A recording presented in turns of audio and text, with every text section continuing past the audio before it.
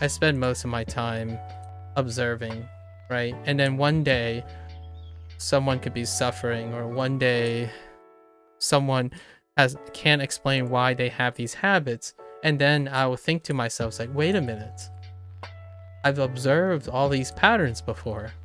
And then I try to put together something, or I try to mention something that's relevant.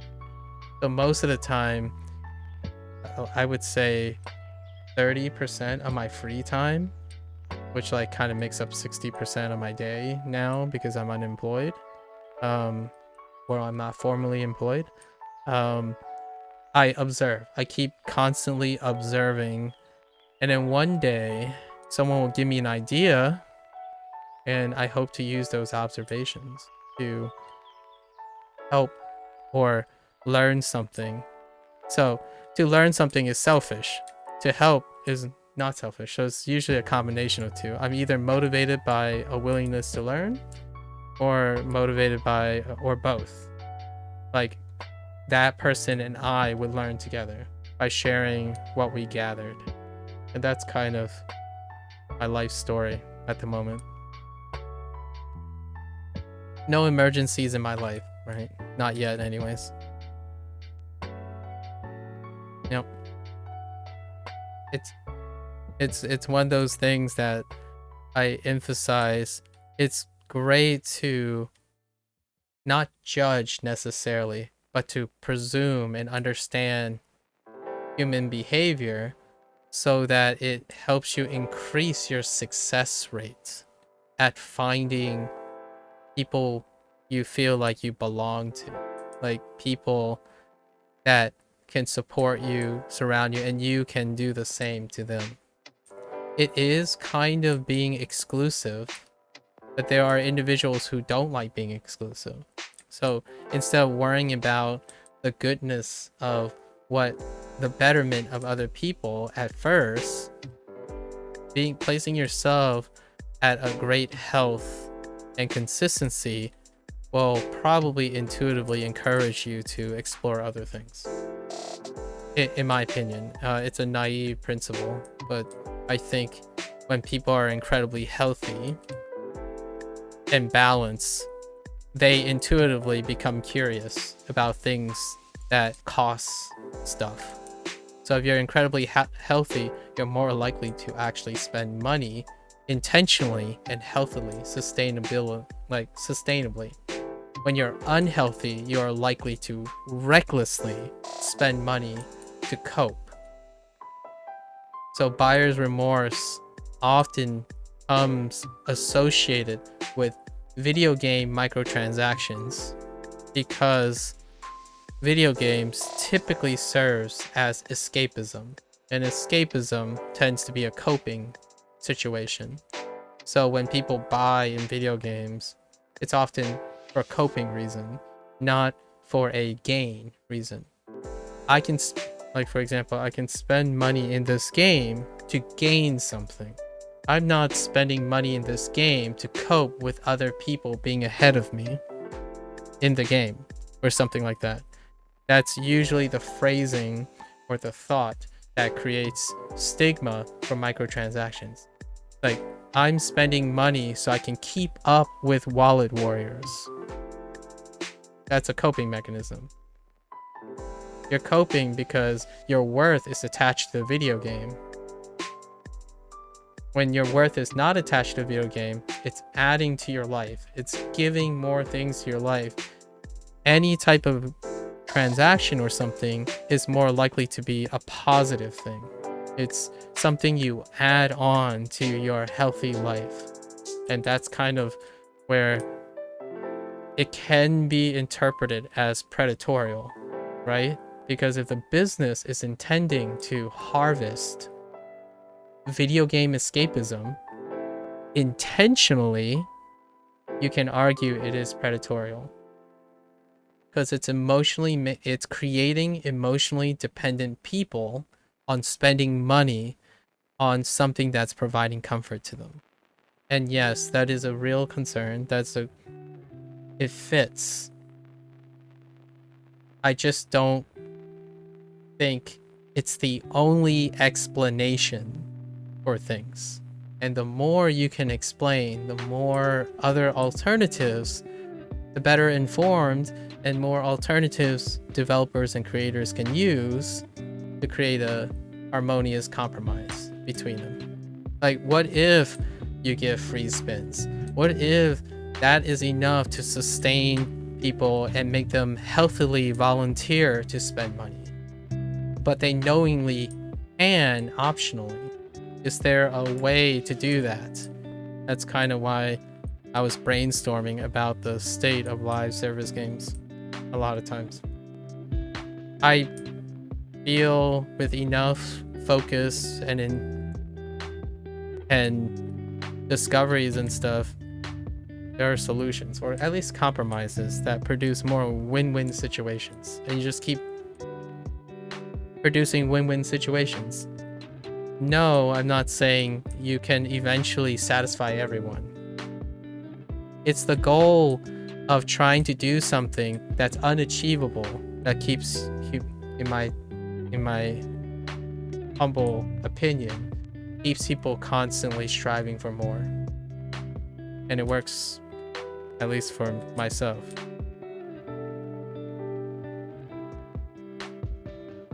I don't get up in the day pretending like I'm going to achieve immortality.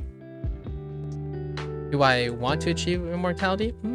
I mean, I could try working on it. It's not possible or plausible at all right now, but it keeps me up. It gets me up out of bed, right? It's not that. I'm just picking something absurd so that it's kind of humorous. For me, it's more like, yeah, I want to do something. I'm going to work on something. There's no possible way I could ever do it. And successfully all the time. Like, my goal is I want to understand people's motivation enough for that each day when someone comes to me or shares something, I will always have something interesting to say that put them at ease. That is my goal, right? It's incredibly idealistic. It's incredibly unrealistic, right? It's because it's idealistic.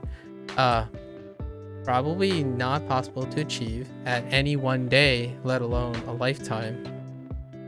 But it's an unachievable goal. And that unachievable goal will keep me waking up every single day trying to get it. That's turning, at least in my opinion, that's a personal example of having a goal that is positively feeding all the time. If I keep trying to do that, luck will be on my side. If and when, if it never happens, that's fine. I'm still always creating luck on my side. Now that is a goal worthy of failing at trying to achieve. It sounds a little bit romantic. The day-to-day becomes less interesting, but you know, I always learn skills for that specific goal. It's not what the skill can do for me, it's what it can possibly eventually do for a certain situation. I mean, I spent 2 weeks working on how to process grief because I had the untimely situation of knowing someone who had a very unfortunate episode with loss. I'm not the one that suffered the loss, but at the time I was humbled by how inadequate I was at helping someone with processing the loss.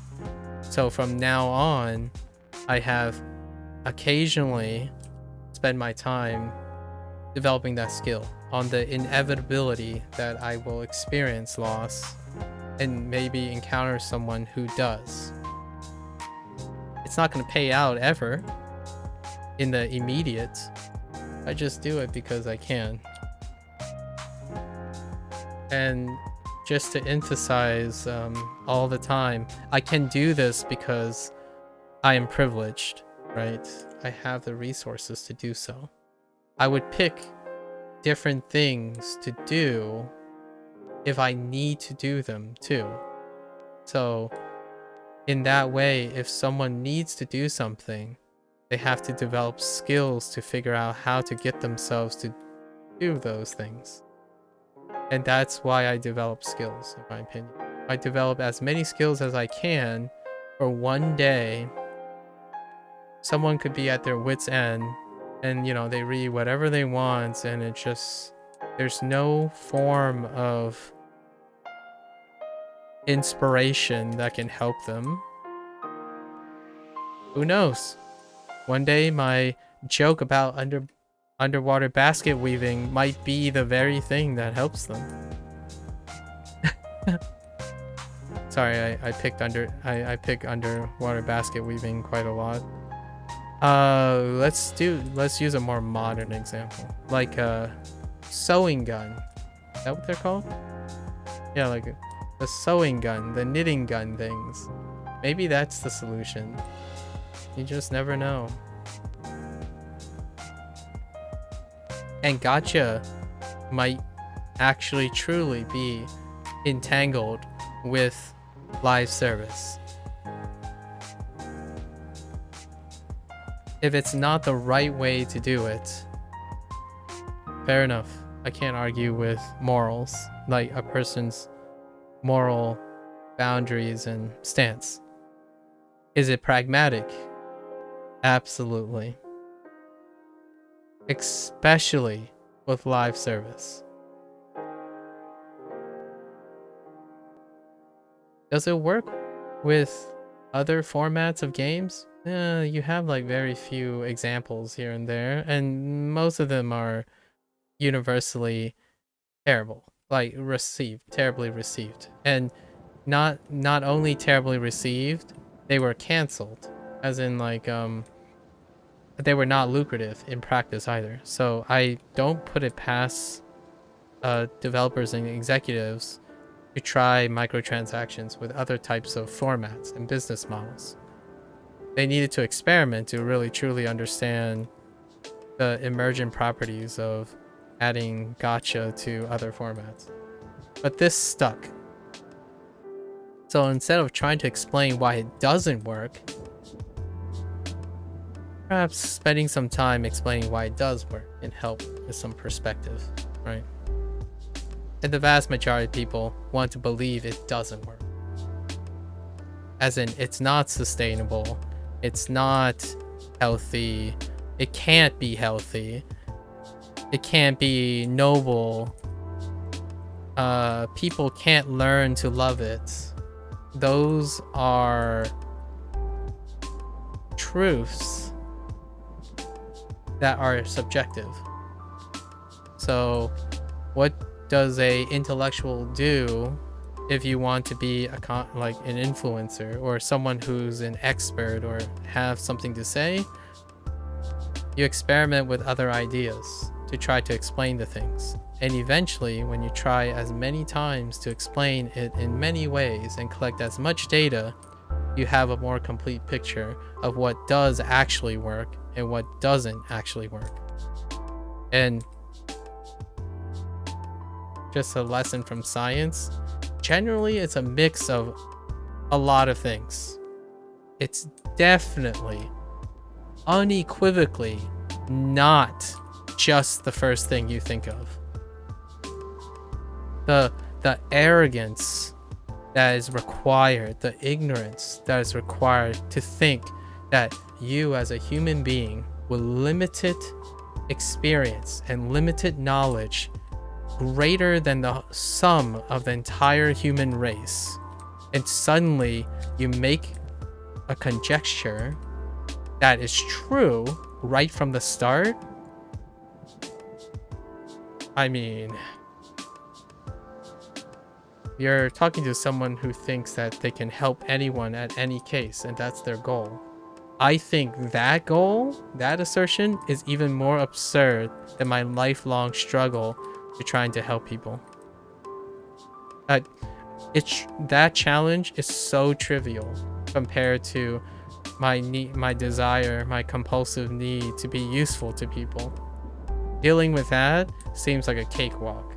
If you go around thinking that you can look at something, make a story up like that fits, right? A narrative that fits all the things you observe and sell that like it's true.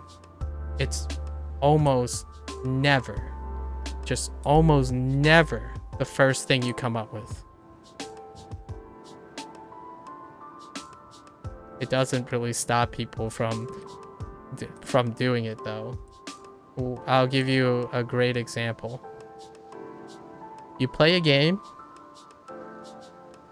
you beat it, and then you review it.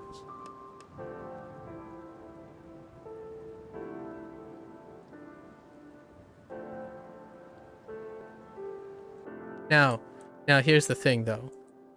You can always say it's your opinion, right? You're definitely entitled to your opinion. And you can say you beat it once, here are my impressions. Absolutely. When you go out of your way and say, this game is just designed wrong, and you infer that that is the truth, that's arrogance on a level I can't comprehend. Like when you start gaslighting people by your playthrough, your limited perspective, your life experiences as the standard de facto authority on how people should feel and what is right and wrong, that's someone that may or may not have a superiority complex. And if there's anyone that can be trustworthy or not trustworthy, I wouldn't necessarily choose the first person that likes to gaslight people as a form of reference. Because then you don't have an opinion of your own. You are surrounded by people who prefer not to have an opinion of their own. You're surrounded by individuals who are very comfortable in accepting the truth from someone. And they could be incredibly happy. Like, incredibly happy. But you also have to ask yourself if you want that too. For myself, I prefer not. So just, I love when creators are experts, are passionate, and they just constantly talk to each other and argue about things and discuss. That's what makes experts experts, in my opinion. It also, and when they don't get emotionally charged and they respect each other, that's what makes them professional experts, right? Professionalism is another facet of careers. You can be an expert, but you can also be a dingus, like someone who cares nothing about other people's opinions, but you are still an expert. That is possible. That is very possible. You can know a lot of things, and accurately too, but you're a dingus. But you can be a professional too, which is mindfully, mutually respectful, regardless of how, you know, the whole, oh, this is a stupid question, but can I ask it kind of thing. And the person would say, no, you can't ask stupid questions. Like, how do I know how much you know about what I know? How much do I know about what we know about the topic yet? I don't know you yet. Professionalism.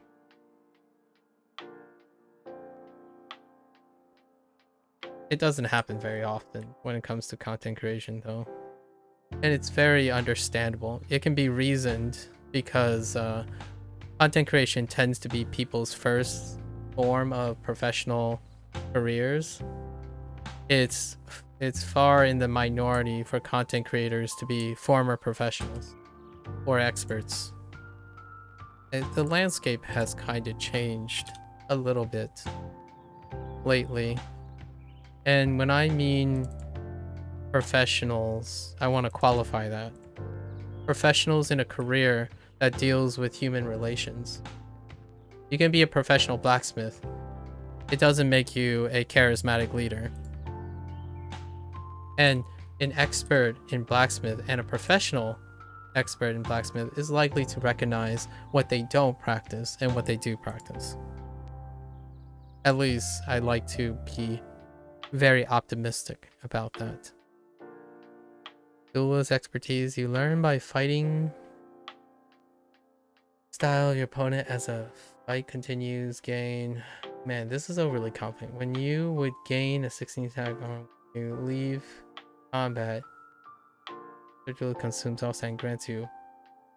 What does this do?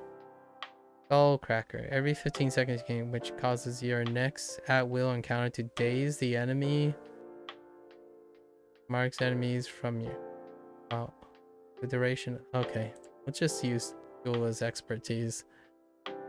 You learn the fighting style. Gain 0.5 increased damage and deflect chance for each second that you are in combat. Second. Okay. When you would gain. When you leave combat. So like initiate on the next one.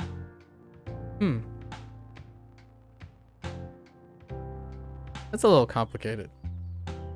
I use a daily.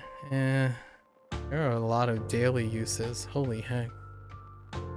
Oh, I got Death Strike. Yeah, I prefer Death Strike to Flash. Range increased to 80 and allows you to teleport to friendly. Oh.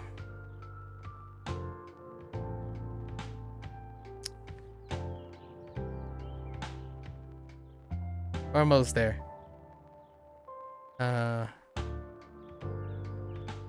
These moments though provides I'm sorry if it sounds a little pandering or whatnot. Spent quite a lot of time thinking about it. It's actually and owning up to what I'm saying, it's something I worry about myself a lot. So I try my best to keep on keeping that in mind.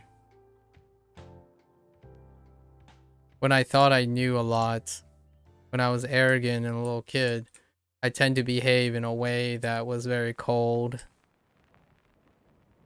It doesn't really, and you know, or to other kids, I probably, for the most part, I appear very competent and maybe right a lot of times.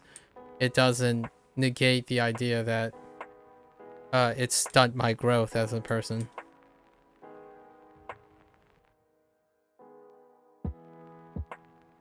Like I had undeveloped compassion, undeveloped communication skills, no incentive to